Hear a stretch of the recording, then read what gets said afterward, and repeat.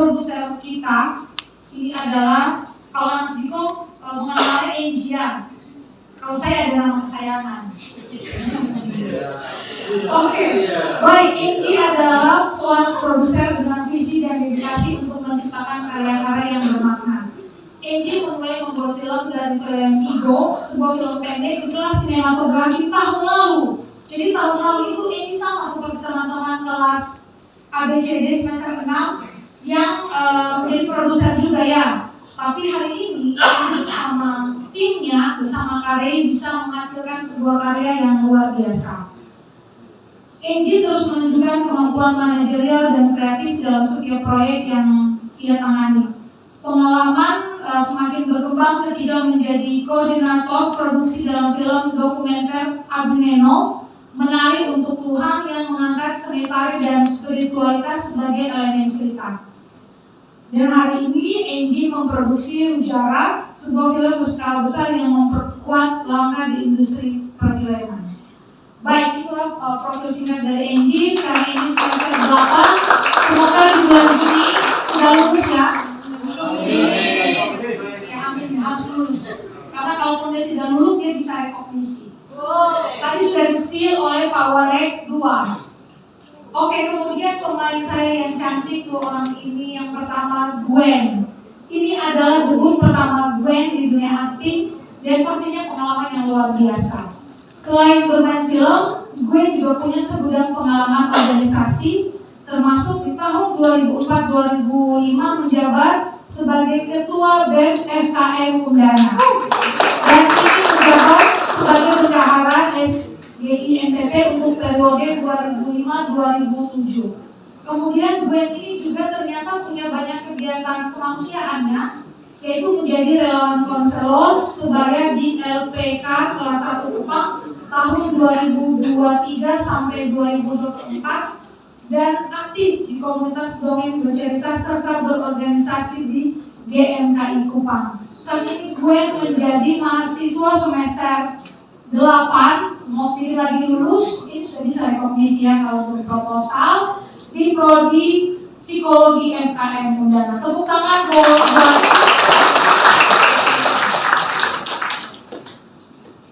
dan ada juga Kak Mata. Kak Mata ini pasti wajahnya agak asing ya buat teman-temannya. Aku ada yang sudah kenal, kalau yang di depan pasti kenal.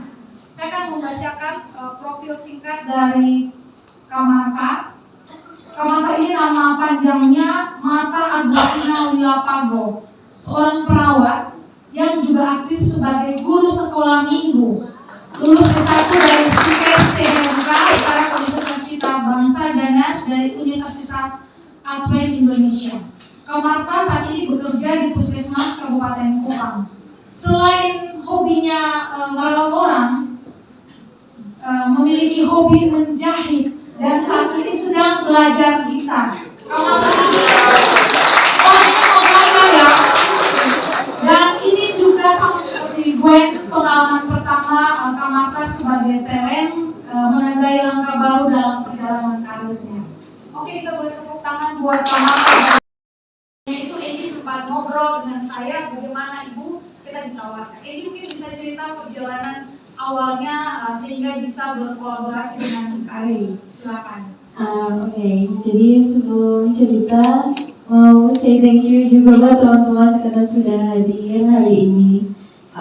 Kita tidak berekspektasi akan sebesar ini acaranya, tapi ya realitasnya kayak gini. Jadi pertama kali kita buat film Rujara itu di bulan Februari, kita sudah terima ajakan kolaborasi dari KRI untuk berkolaborasi dengan teman-teman mikrofilm. Nah, tujuan dibuatnya film Rujara ini sebenarnya ketika awal sekali itu tujuannya cuma satu, yaitu mau ikut festival film pendek berbahasa daerah 2024. Tapi ternyata lumayan banyak juga feedback dari masyarakat yang baik gitu. Jadi film Rujara juga diikutkan ke beberapa festival, contohnya kayak di IMAX 2025 kita masuk official selection dari 254 kali ya, kalau tidak salah ingat. Dan prosesnya itu lumayan panjang. Di bulan Februari itu kita sudah mulai menerima ajakan kolaborasi, kemudian di bulan Mei itu baru kita mulai menggarap ceritanya Ibu. Jadi di bulan Mei itu kita baru menggarap ceritanya, di bulan Juni kita baru start shooting. Jadi proses kalau hitung bersih, proses produksi film kita itu cuma 3 bulan dan proses syutingnya itu cuma 4 hari. Baik, terima kasih. Sebentar sih Pak, ini pertanyaan genre-nya mungkin atau apa lebih ke film kesehatan, ini adalah hal yang baru. Nah itu mungkin apakah ada kesulitan di awal, misalnya Kare sebagai seorang sutradara menghadapi para pemain ini yang walaupun mereka, jadi para pemain ini mereka juga melalui proses castingnya. Jadi kita bukan casting secara umum, kemudian nanti mereka kemudian dites. Nah, kalian bisa cerita bagaimana perjalanan selama kurang lebih menyutradari film Berjalan ini? Memang awalnya kami memang secara pribadi saya memang tergerak untuk membuat sebuah film yang memang kesannya adalah film berbahasa asing, dan kita ingin membuat film yang bertemakan daerah itu se-otentik mungkin, namun dengan penyajian filmnya itu dengan cara yang tidak biasa. Jadi memang di awal waktu kita mulai gagas ceritanya itu memang kita bikin film yang ada unsur bahasa daerahnya, ada unsur budayanya, tapi ini bukan film budaya, ini film visi. Nah, begitu kita kita sama-sama kita sepakat, kalau gitu sekarang genre apa yang kita pilih? Nah, karena memang dasarnya kami juga terlebih khususnya saya juga penyuka film yang bergenre fantasi, fiksi, post apocalypse, tentu dunia pasca kiamat.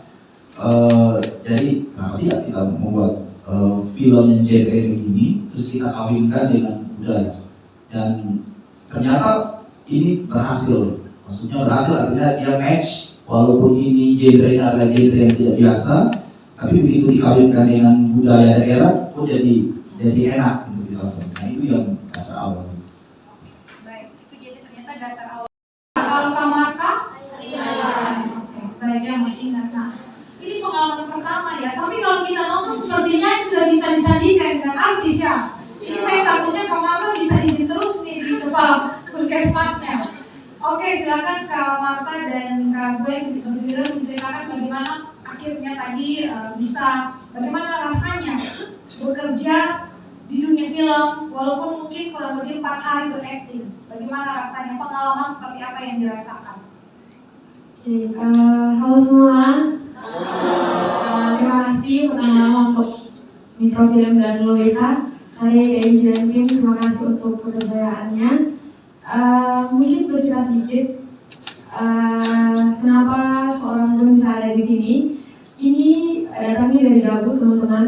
Jadi pada bulan Juni itu ketika ada pengumuman casting dari teman-teman Cikom, bertepatan dengan libur semester, dan pada akhirnya saya berpikir bahwa daripada misalnya di rumah diam-diam dan libur, coba untuk ikut gitu. Dan pada akhirnya ada teman-teman yang akhirnya kirim dan gue coba untuk ikut ini karena memang juga dilihat bahwa melewati proses casting dulu tidak langsung dipilih. Saya pun tidak berharap bahwa akan terpilih tapi mencoba saja, dan puji Tuhannya dicek oleh Kak Giska bahwa gue nanti ambil perannya Mira kayak gitu. Tapi ketika terima itu sangat kaget sekali karena sangat banyak juga yang mendaftar, yang KNG sangat banyak yang mendaftar, dan teman-teman yang mendaftar itu juga keren semua. Kalau bicara soal pengalaman, ini adalah pengalaman pertama saya di bertemu dengan kamera, bertemu dengan orang-orang yang sabar, bertemu dengan tim yang solid, bicara soal rasa percaya, kerjasama yang saling mendukung. Teman-teman Mikrofilm dan Loweta sangat luar biasa sekali karena menghadapi Gwen dan Kak Marta ini yang asing dengan kamera, asing dengan acting juga, tapi puji Tuhannya kakak sangat bersabar dengan kami, dan juga untuk sampai ke proses ini waktu readingnya itu kita cuma 3 sampai 4 hari, jadi kita cuma reading 3 sampai 4 hari. Walaupun sebenarnya saya orang Sabu asli bisa berbahasa Sabu, tapi kemudian kita harus beraktif. Itu adalah hal yang menurut saya baru dan saya berpikir bahwa saya tidak akan bisa untuk ini. Dengan waktu reading itu cuma 3 hari dan proses readingnya itu cuma 4 hari. Tapi memang karena kakak-kakak dari mikrofilm dan Lolita sangat solid, saling mendukung bersama dengan baik, sehingga bisa membawa Gwen dan Kak Marta ke karya yang menurut gue ini sangat luar biasa sekali. Beda dengan Gwen, Marta juga punya, ini merupakan pengalaman pertamanya saya. Tidak punya background dalam perfilman seperti mereka kan mahasiswa pasti punya pengalaman atau tahu lah sedikit, tapi saya punya backgroundnya kesehatan, saya seorang perawat. Awalnya saya juga iseng sama seperti Mira, Gwen, seperti Gwen. Awalnya itu info ini saya dapat dari grup sekolah minggu. Nama grup kami Barisan Pahlawan. Kebetulan ada 2 teman saya dari Barisan Pahlawan yang datang. Hai Kak Yeti, hai Kak Elis, terima kasih sudah datang. Mereka yang mengusulkan, mereka yang bilang, Ika, kayaknya kakak ini cocok nih, coba dong, ini bagus nih, ini film nih, apalagi ini pakai bahasa Sabu, ketemu tuh kakak pokoknya. Jadi seperti itulah mereka. Terima kasih untuk support yang luar biasa, karena kawan-kawan sendiri yang mengusulkan saya, sehingga sama seperti Mira, saya juga tidak berekspektasi bahwa saya akan terpilih. Fun fact-nya teman-teman, saya sebenarnya casting sebagai peran Mira, tetapi tidak tahu kenapa pada akhirnya saya di WA sama Kak Iska sama Kak Enji ditawarkan, kakak mau Posonde, kakak berperan sebagai Arya dalam di film. Memang kakak benar ikut casting sebagai Mira, tapi di sini kamu lihat kayaknya kakak cocok deh untuk memerankan Mira. Beda feeling mungkin karena rambut keriting kok. Mungkin ada mirip-mirip sedikit mirip Posonde. Pantas jadi kakak adik. Oke, karena ini pengalaman pertama kita dan menurut kita ini sangat-sangat luar biasa. Kita punya background perawat, tapi kita juga bisa beracting, bisa melihat kamera, walaupun ada gugup-gugup, tapi ada senangnya juga. Jadi di sini kita juga mau bilang lagi terima kasih sekali lagi Kak Enji, Kak Ray sudah membawa ini film Mutiara. Jadi menurut kita ini adalah makarya anak NTT yang luar biasa, dan kita harus kasih apresiasi yang besar dari ibu dan kami dan semua kru yang mungkin sekarang kawan-kawan teman-teman yang lihat ketemu berempat saya di depan, tapi sebenarnya ada orang-orang sabar yang luar biasa di balik layar, Kak John, Kak Nabil, semua kru mikrofilm yang belum terlalu sabar, apalagi menghadapi beta yang jujur beta take ulang-ulang, jangan lihat yang penghasil, tapi itu beta take ulang-ulang. Tapi terima kasih, dong punya solid, kesabaran itu luar biasa, dan kita belajar itu sebagai nilai moral bahwa ketika kita ada dalam suatu, entah itu komunitas, entah itu organisasi, apapun itu, ternyata nilai kesabaran dan solid itu menjadi 2 hal atau 2 nilai yang menjadi penting. Dan kita mungkin itu saja, tidak banyak yang kita bisa sampaikan. Sekali lagi terima kasih juga sudah nonton. Semoga punya review yang bagus tentang film ini. Terima kasih Tuhan Yesus. Kita geser dulu, ditahan dulu, kemudian sempat berpikir kalau bahasa Timur seru juga, tapi saya pernah buat dokumenter berbahasa Timur, full bahasa Dawan. Dan kemudian sempat akhirnya juga kita berpikir kenapa tidak Sabu, karena menurut pandangan kacamata kami bahwa di antara kami mungkin bahasa Sabu itu belum terlalu banyak belum terlalu banyak tampil kedengaran. Jadi kita pikir kenapa tidak kita menggunakan bahasa Sabu, dan ada kecenderungan di mana masa sekarang ini bahasa daerah itu menjadi sesuatu yang tidak menarik, dan bahasa daerah itu seringkali menjadi sesuatu yang apa sih bahasa daerah gitu.